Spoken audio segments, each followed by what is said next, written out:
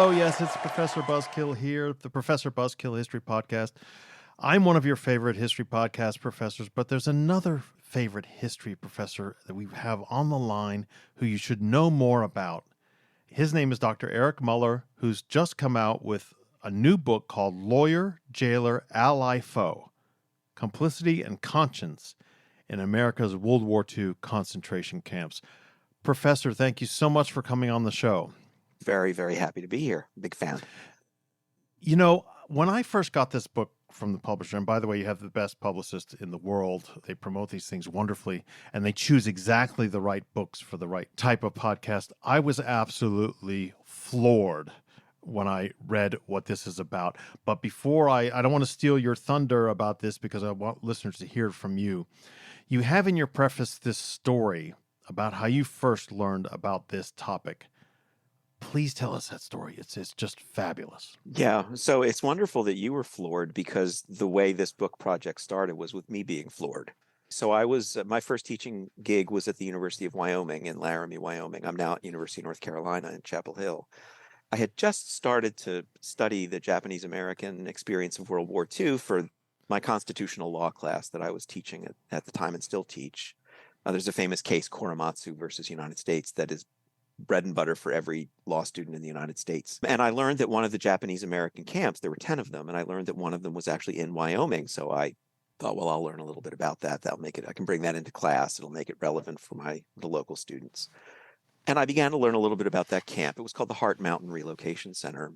There was a time, I think it was maybe in my third year of teaching there, where my dean, who knew that I was interested in Heart Mountain and was starting to study it a little bit, took me aside and said, hey, you know, there's a bar meeting, a state bar meeting in Laramie next week, and an award is being given to this guy named Jerry Housel, who's an alumnus of the law school, but he was also the lawyer at the Heart Mountain Relocation Center. He was a lawyer at the Japanese American camp.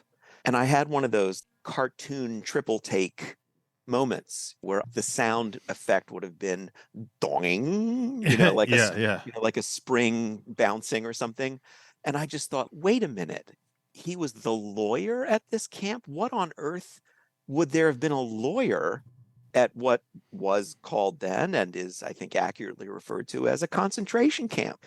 Yeah. The only thing a lawyer should be doing is fighting a place like that, not exactly running it. And so he explained that, yes, indeed, that he was. So a week later, I found myself sitting down with this little old man, thin guy, bolo tie, very much the Wyoming look, who was, for the first year of the camp's operation, its lawyer. The job's title was technically project attorney, and he served in that job for a year until he decided it was probably the right time to get out of Dodge and to go into the Navy to avoid what might be lying ahead at Heart Mountain. Well, your reaction to the fact that there were lawyers, and my reaction to the fact that there were lawyers, brings up the question, what were they doing? Why were they there? What was it? I mean, I know because I read the book, but it is amazing, and you don't see lawyers at POW camp movies or things like that. Exactly. Right. There. I mean, I don't mean to draw a false analogy here, but you've never seen the movie about the lawyer at Bergen-Belsen. Right. Yeah. Yeah. That's not how we think of those places, and that's not how they were. Yeah. I mean, you need to kind of rejigger your understanding of this time period a little bit to understand who was running these places. So the agency that ran these camps was called the War Relocation Authority, WRA. It was made up on the spot in early 1942. Nothing like this had ever existed before. The military was dead set on removing 120-some thousand people of Japanese ancestry from the coast. Governors in the mountain states had made clear that there was no way those Japanese Americans were coming into their states unless they were behind barbed wire. Mm-hmm. So the federal government acceded to the idea of these camps. The military was not going to run the camps. So they created a civilian agency within the office of the president to take over the job of basically receiving the prisoners at the camp end of the tracks and then running these confinement sites for the rest of the war.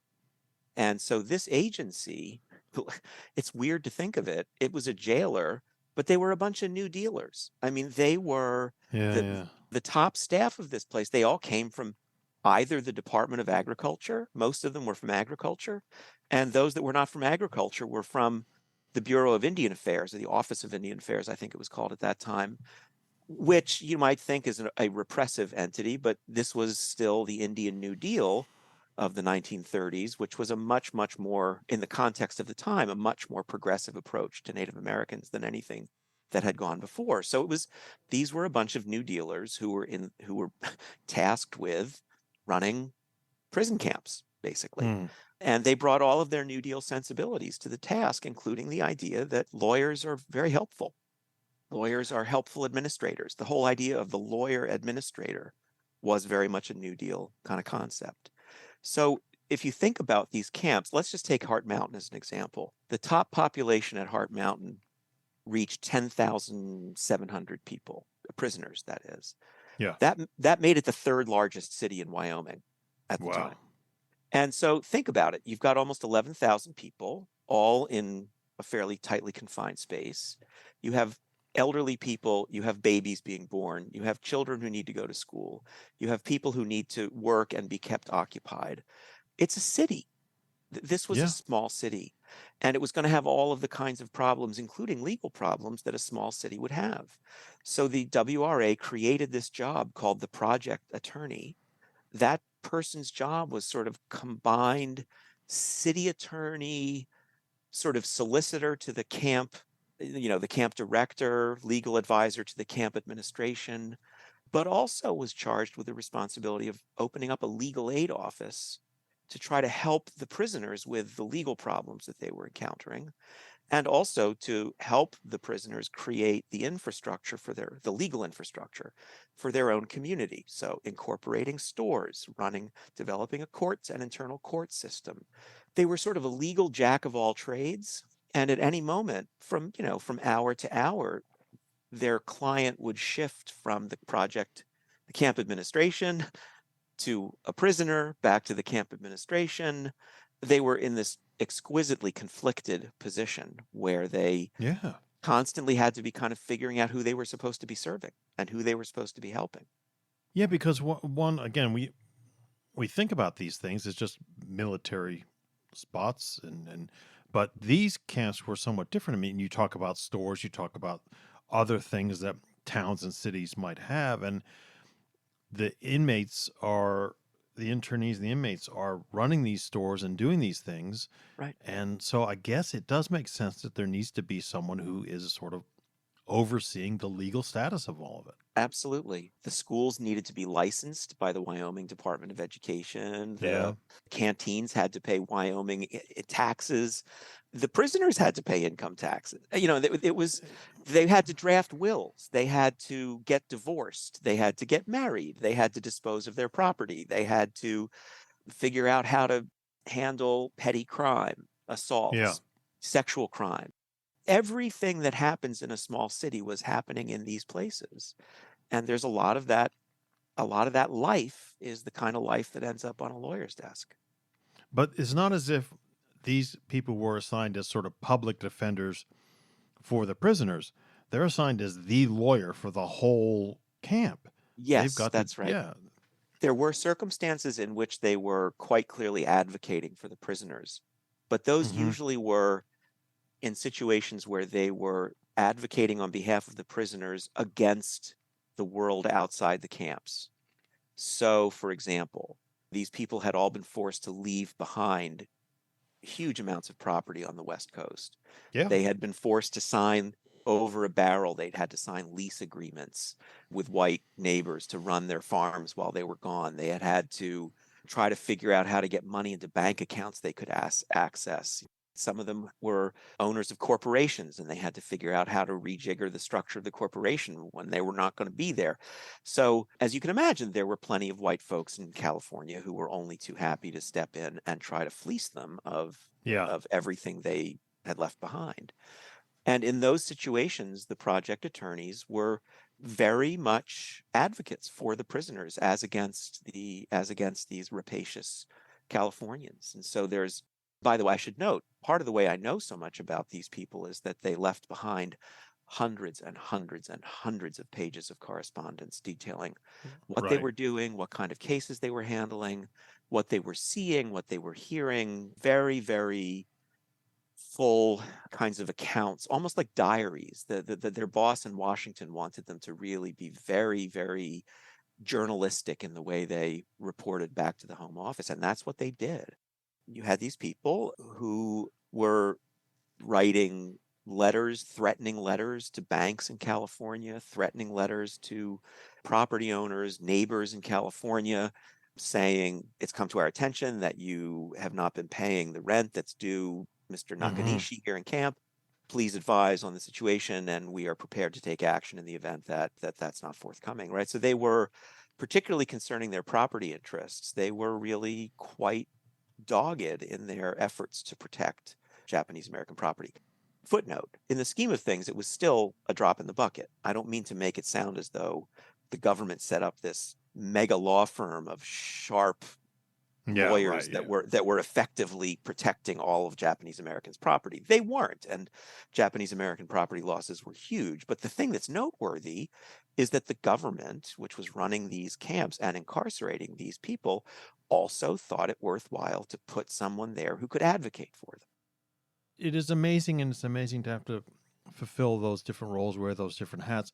You mentioned, though, the source material that you've been able to work with, and that's one of the things I found so amazing about amazing about the book, and that the government wants, or the head of WRA wants reports all the time from these lawyers, Every two and he weeks. wants them to be not dry reports and statistics and legalistic reports, but also sort of almost like sociological, anthropological studies or explanations of what's going on. For historians, this is a dream come true. Oh, absolutely. Absolutely. And the records they left behind, the sheer number of pages of single spaced correspondence they left behind is so voluminous that, in a lot of ways, you read enough of this stuff, you really start to feel like you're getting to know these people in a way that we don't Hmm. normally get to know historical figures who leave behind correspondence. They're writing every 2 weeks. They're writing 3, 4, 5, 6, 8, 10 single spaced page letters, not saying, I did 2 wills this week and I did 3 divorces, but saying, a really interesting case came up the other day where Mr. Soto came in. It turns out that he owned this business on the West Coast and he had 2 partners, and the partners are at other camps. They're not at this camp. And he's in some disagreements now with his partners, and they're having a very difficult time reaching each other. You get these very full accounts. I'll also say one of the things that I think is most exciting about this book is that these lawyers' letters, if you think about what lawyers do, you quickly realize that a lot of what they do is stuff, they work on stuff that would otherwise probably be private. Aspects of people's lives where they're struggling, where they're getting hurt, where they're getting injured, where they're getting fleeced, where they're fighting with each other, where they're those sorts of things. Needless to say, those kinds of things are not the kinds of things that the prisoners, once they were released and did oral histories, which have been done over the years, these are not the kind of things that they'll often talk about. No Japanese American who's being sat down for an interview in the 1990s is asked what life at camp was like, and they'll say, and will immediately say, well, let me tell you about my divorce. I mean, that's just not Exactly. Yeah. Yeah. that, Yeah. Yeah. that's not what people do. But because these lawyers were seeing Japanese Americans in these settings that typically go less discussed, it really does kind of open up a window on aspects of Japanese Americans' lives that we don't typically hear as much about. And in my view, it makes their experience much richer and in a way much more painful, because Hmm. to experience, to watch, to see, because you can see kinds of impacts on the community in real time that tend not to be discussed later because they're shameful or because they're private or just painful. How is it possible? I mean, most lawyers specialize to some degree. Mm-hmm.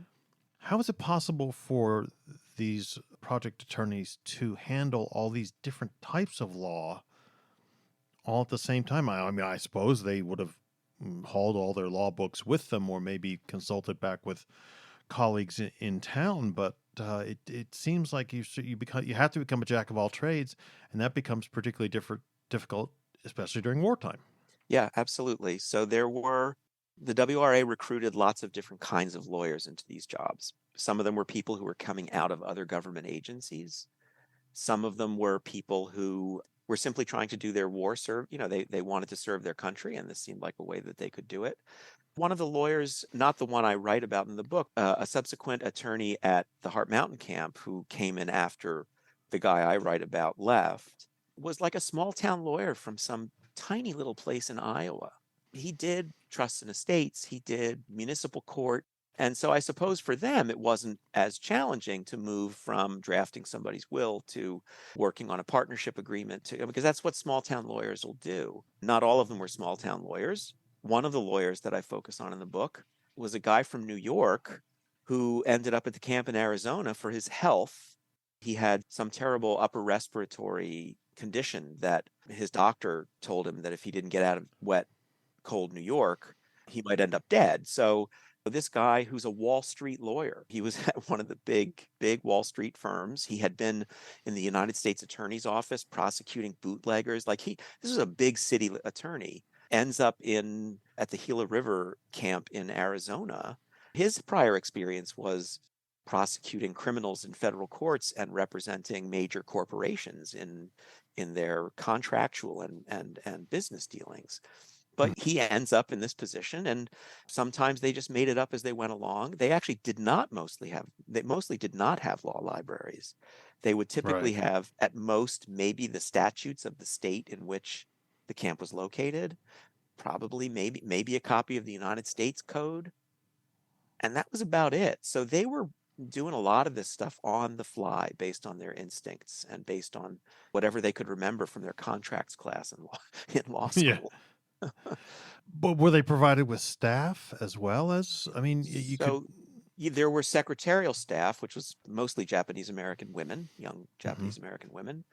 And then, of course, there were some Japanese American lawyers. I mean, most Japanese Americans in 1941, 42, when they went into the camps, were either older folks who were immigrants, who most of whom could not become attorneys because you needed to be a citizen to become an attorney in those days, and they weren't citizens, so there were very few attorneys in that generation.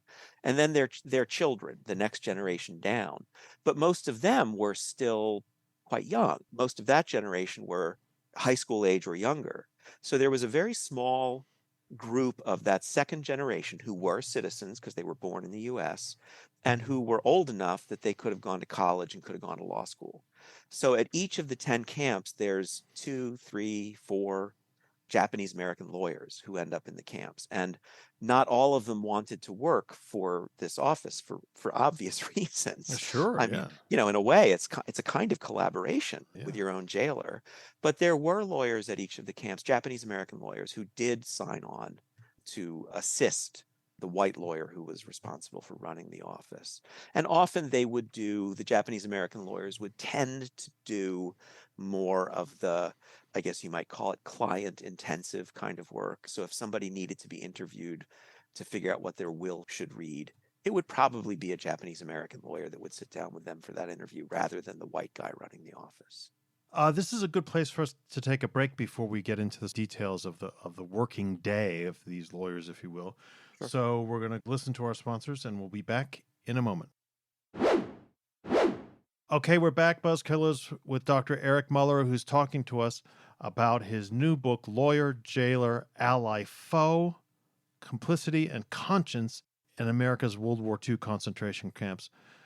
Dr. Muller, you laid out before the breaks all the different types of things these lawyers used to do, but what was sort of the working day life for them? They literally couldn't have handled all those different subjects every single day. No, of course not. So their day would typically include a smattering of meeting with prisoners Mm-hmm. over specific problems. At one of the camps, for example, the Heart Mountain camp, actually in Wyoming, the effort to try to incorporate the stores that the Japanese Americans were running was enormously controversial in the community. Like big factions broke out between different parts of the Japanese American community about how these stores should be run. And it was really the job of the white lawyer to try to bring everybody together and get some articles of incorporation written. So you'd be spending hours working on that sort of thing.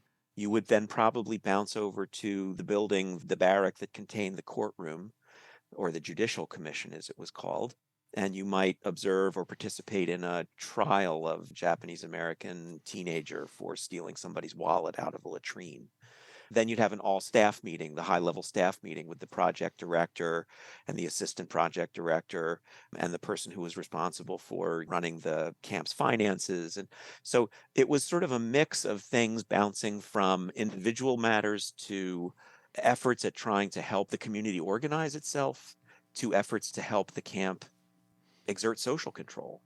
And then another Right. thing that they were very, it's important to mention, another thing that they were very involved in, these lawyers, was a system that got put in place in early 1943, where the government, for a variety of reasons, decided that having thrown everybody into camp on the suspicion that they were all potentially disloyal, Right. Right. decided that it would be a good idea to figure out who was actually loyal and who was disloyal. It was called Yes. registry, right? You talk a lot about that in the book, Yeah. this So loyalty. yeah, I mean, and it was an absurd system. I wrote another book about this registration system and how crazy a bureaucracy it was. But basically, it involved administering these 4-page questionnaires to every Japanese American in the camps, and then trying to use those questionnaires to produce a determination of whether the person was loyal and therefore safe to be released from camp, or disloyal and therefore needing to be sort of locked down tighter.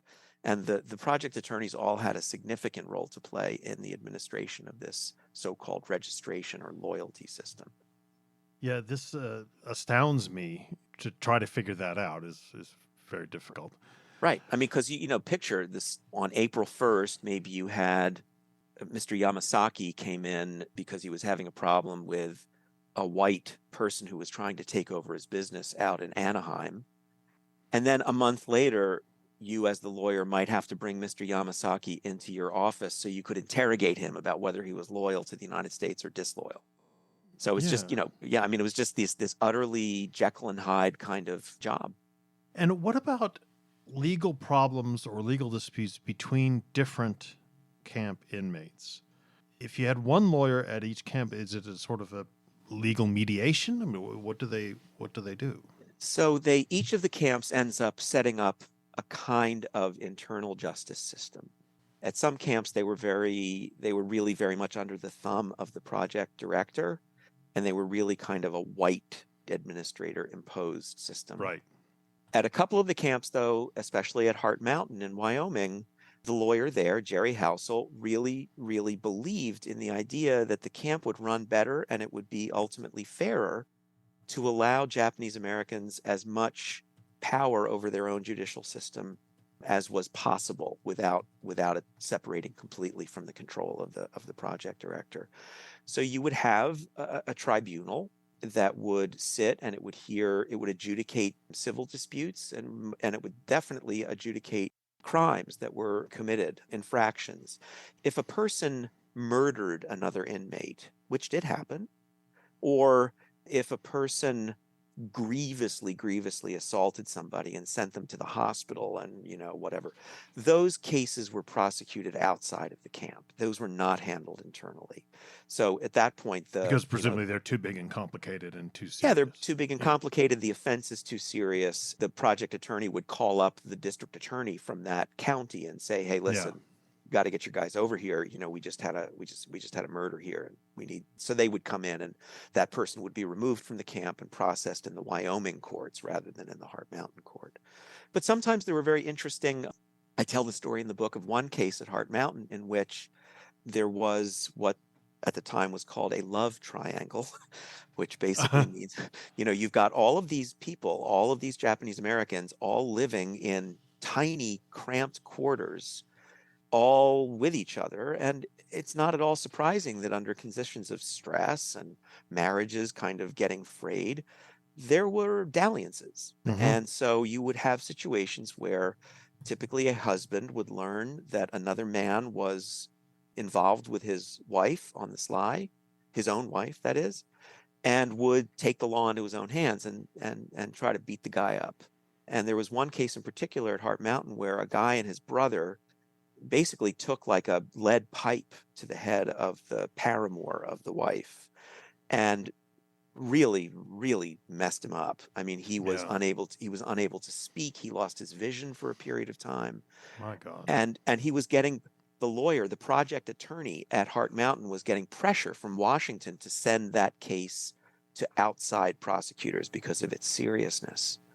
But the project attorney was listening to the community, and he quickly saw that the community thought that this guy had gotten what was coming to him, that he had been so flagrant and so careless in his stealing effectively of the Yeah, wife yeah, of the yeah. other guy, that he got what he deserved.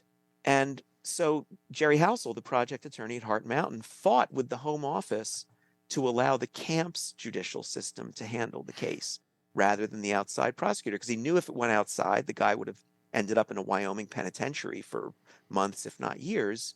And instead, he got a slap on the wrist from the prisoners' judicial commission because they recognized that what he had done was wrong, but they also Yeah. thought that he had good justification for roughing the other guy up. Well, the book concentrates and uses sort of case studies, these individual lawyers. Do you mind telling us as many examples or many stories from the individual histories as you'd like to, how they themselves got through the various, I don't know, Sure. machinations of the job, but also the whole moral question of what they were actually doing? Absolutely. So I focus on three lawyers. One of them I've mentioned, which was Jerry Housel at the Heart Mm-hmm. Mountain camp in Wyoming.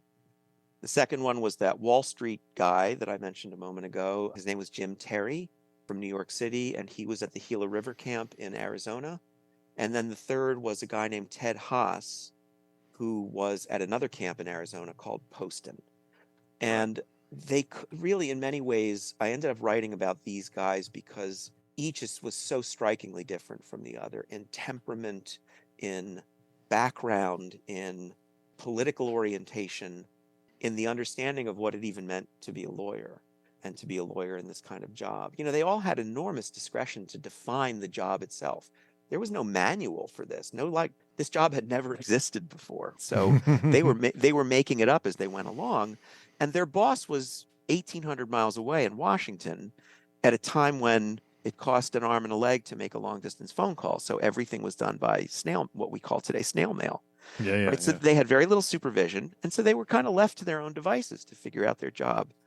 Jerry Housel at Heart Mountain was young. He was a Wyoming boy, so he was a local. He was married to the daughter of the neighboring town's mayor.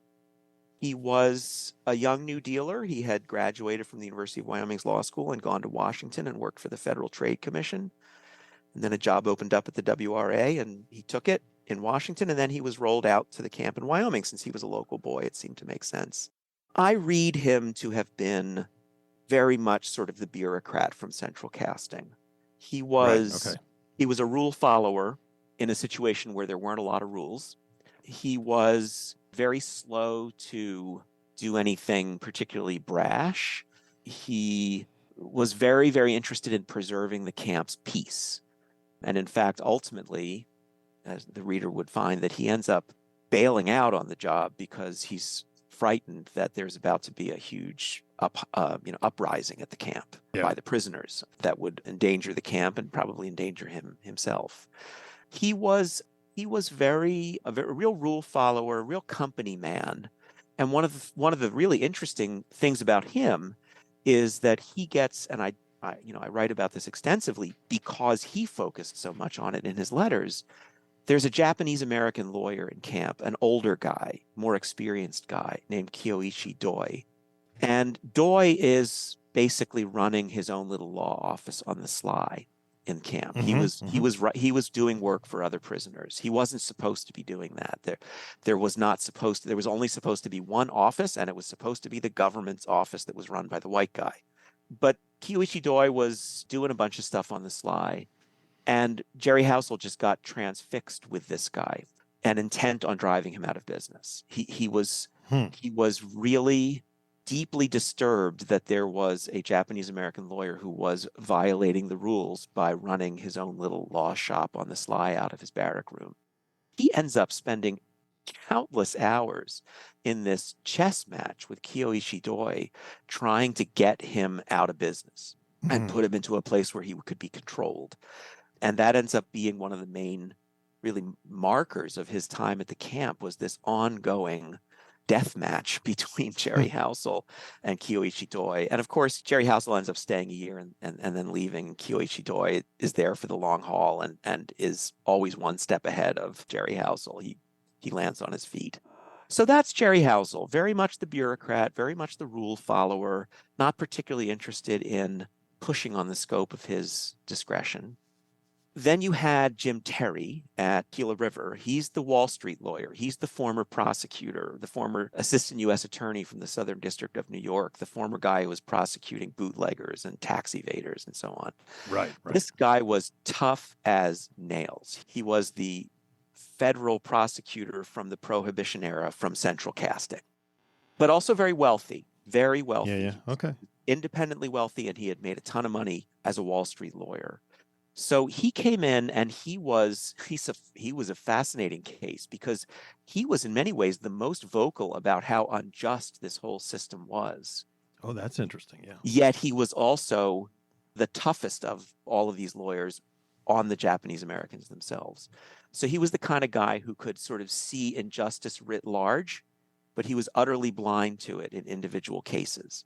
So when he would do these loyalty investigations, for example, Japanese Americans would come out of the room sobbing, because he was cross-examining them as if they were on a witness stand in a Manhattan courtroom. Just very, very tough, not astute at really trying to understand the inner lives of the people that he was working with and around. The thing that really got him incensed was the property loss.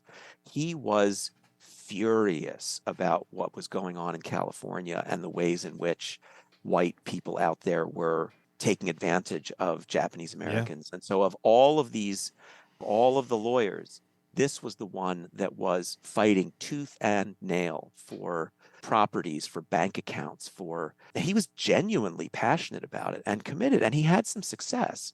So he's a perfect example. Like, on the one hand, he's interrogating people so much that he's making them cry about their loyalties, but then he'll turn around and he will absolutely go to bat for them to try to save their farm equipment out in San Francisco. So just a real puzzle of a guy. And then there's Ted Haas. Ted Haas is, I guess, what you would call a secular Jewish man, very much from that kind of Lower East Side labor leftist tradition. He was both fancied himself and was a great advocate for the rights of minorities in the United States. And again, this seems like a real paradox. You have this guy who's clearly a progressive of his day on matters of race and minority group rights, and yet he signs up to help run one of these camps. He came to the WRA from the Office of Indian Affairs, where he had been one of the top deputies to a guy named Felix Cohen. Felix Cohen was the legal mastermind of the Indian New Deal. The Indian New Deal was all about trying to restore respect for Native American tribal interests, Native American land ownership rights, Native American cultural practices, which had been squelched for decades and decades before the 1930s. He is a very neurotic, deep feeling, deeply sensitive person who is he's an empath. And so he is unlike the other two, he is constantly feeling the pull of what Japanese Americans are suffering and what they're enduring. And it rips him up. I mean, it rips him up. He falls ill. He gets sent away from camp for some pretty serious intestinal surgery.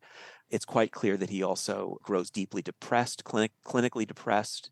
You have an example here of a guy who paradoxically is absolutely empathically connecting with the community around him and also continuing to collaborate in their imprisonment.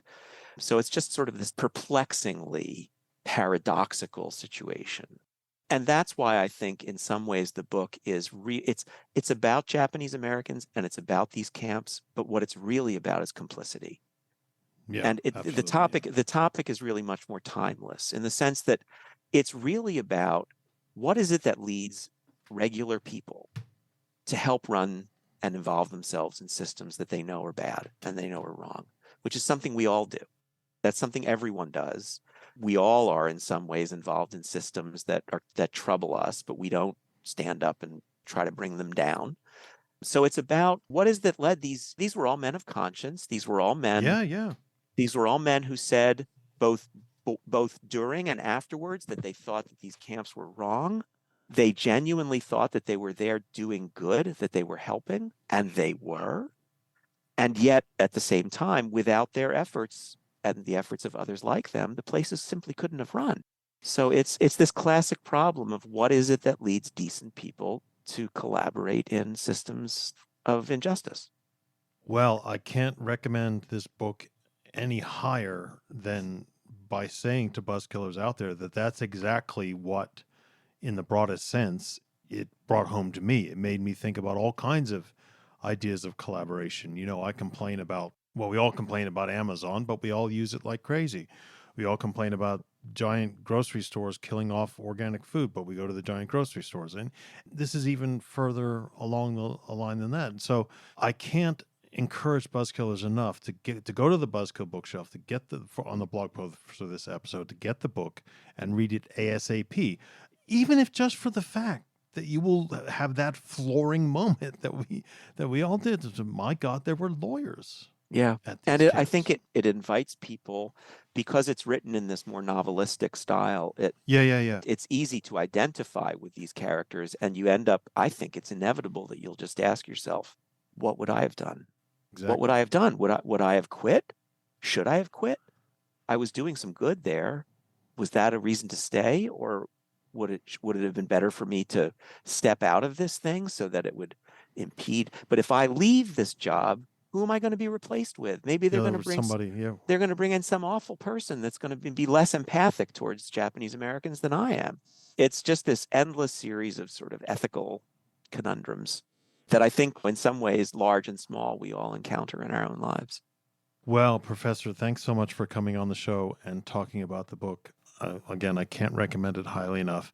And this is just a taster of what's in the book. There's so much more, and the way you go about it in detail and the way you go about it, writing it in a very approachable way, makes all the difference, in my view.